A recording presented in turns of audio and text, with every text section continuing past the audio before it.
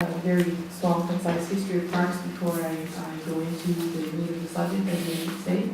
Parks Canada has 44 national parks, about 180 national historic sites that we manage, although we have over 900 national historic sites in Canada, and 4 national marine conservation areas.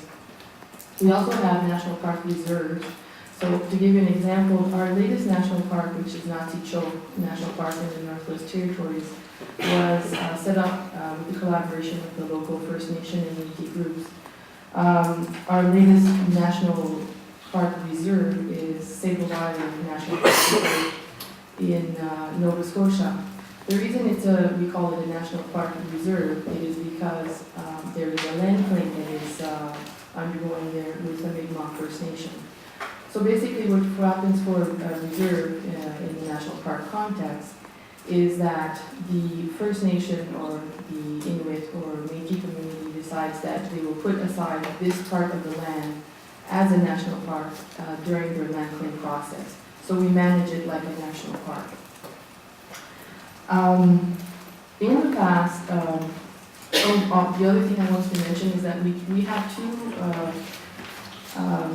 I would say organization, but 2 structures in Parks Canada, which helps us very much. So I'm with the Aboriginal Affairs Secretariat.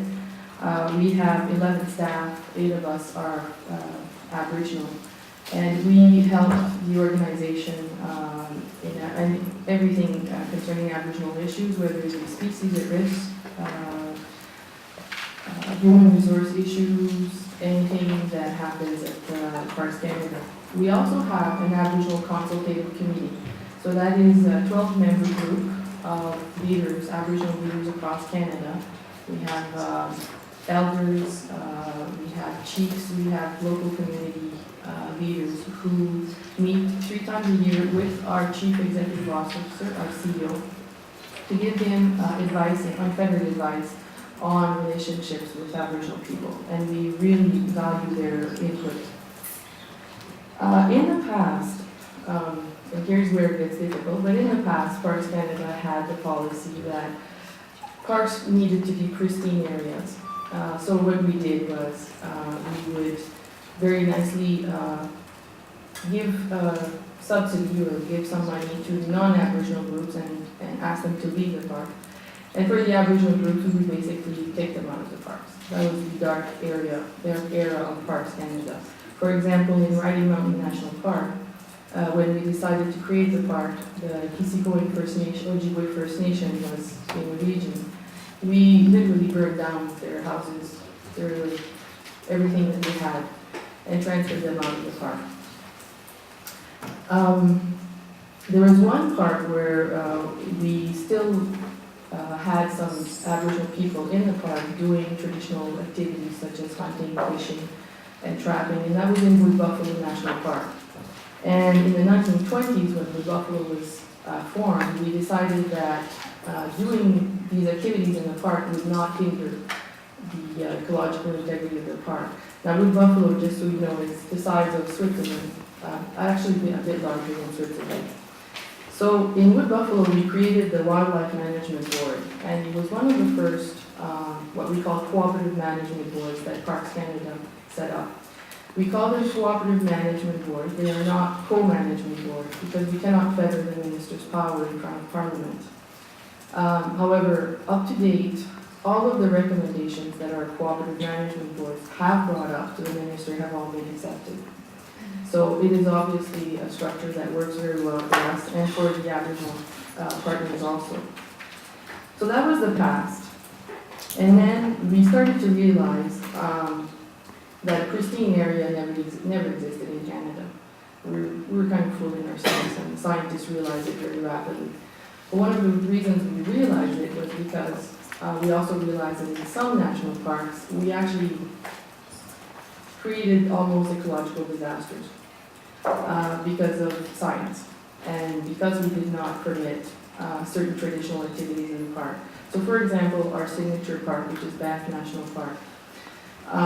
Right now, if a fire started in Banff National Park, we would be in very big trouble. So in the past, after the Stoney Nakoda First Nation were asked to leave the park, we stopped the prescribed burns that happened in those parks. So right now, 100 years later, what we have is the same size forest, same kind of forest, and it's sick. It's very sick. So working with Aboriginal communities, we started to realize that sometimes 10,000 years of management in an area was some information that we were missing, that we needed to work with them better. And we also realized that people doing certain traditional activities in the park would only enhance those parks and would enhance the relationships that they have with their traditional territory, and that we have with the First Nations, Inuit, and the Métis. So what have we done? We started to do certain projects like prescribed burns in some of our parks. We started to do culling in some of our parks, much to the amazement of some of our European colleagues. We've also done reintroduction of species in a lot of our parks for buffaloes. Right now, Canada is the prime, how can I say this? We supply buffaloes around the world. So our last shipment, we would say, of buffaloes left for Russia a few months ago. So those are some of the things that we do. And when we've sat down with Indigenous groups and asked them, well, how would you want us to do this? Because obviously you have the knowledge. One of the things that came out very strongly was we need to have elder youth work together. And we welcome that very much. So most of the programs that we have are elder youth based. So for example, in the Torngat Mountains in Labrador, we have the Elder Youth Base Camp, where elders and youth, along with scientists, people who do monitoring, even just visitors, sometimes they're just authors that want to go out in the park and write. We bring these people there for the summer in a base camp with an electric fence, because there are some big white bears there. And the people learn with the elders and with the youth. The same thing in Kluane National Park Reserve. Have you noticed that I said National Park and National Park Reserve? There's a reason. Half of the national park is a national park, the other one is a reserve because there's a land claim on part of the park.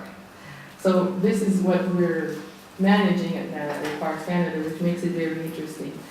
We had the Heal and Growth Connection project, which brought people back to the park.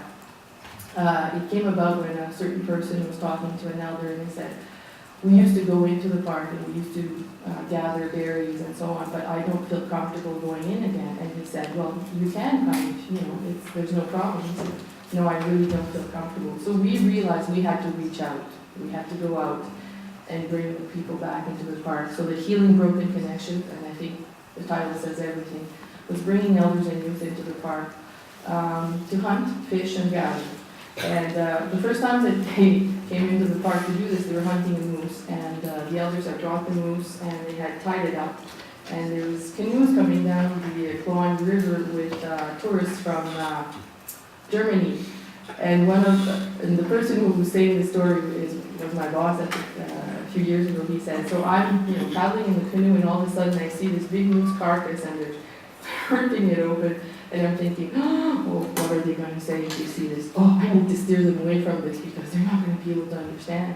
And actually it was the opposite. So the German tourists were like, no, we want to go, we want to learn about it. So they docked their canoes and they spent the afternoon with the First Nation, Champagne and Ijack First Nation, talking about their culture and their way of life.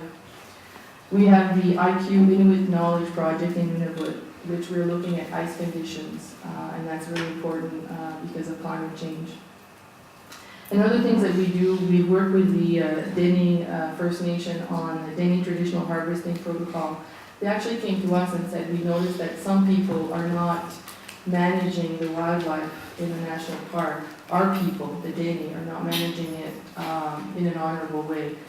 Can you help us? And we sat down with the management board and they came up with the harvesting protocol. And now Parks Canada also uses that protocol in the park. So all of these stories and more, I'm going to do my pitching, can be found in this document. And we have copies of it downstairs on the 4th floor. So what we did during the 100th anniversary of Parks Canada in 2010, Yeah, so the other thing I wanted to mention is Parks Canada was the first world organization that was set up to manage national parks. So we celebrated our 100th anniversary a few years ago. I asked my colleagues around the parks to send me some best practices that they had, and I thought maybe I would get maybe 10, 20. We had over 50. And I wanted to honor all of them because they were all from First Nations, Inuit, and Métis. So they're in here. So basically what you find is a very small paragraph, but there's links in the back if you want to know more about those projects. So we've come a long way. We still have a long way to go. Everything is never perfect, that's for sure. How did we get there? I would say that about 50% is senior management in our organization wanting to see this transformation, and 50% Indigenous people who have decided that they're going to give us a chance again. And we appreciate that. Thank you.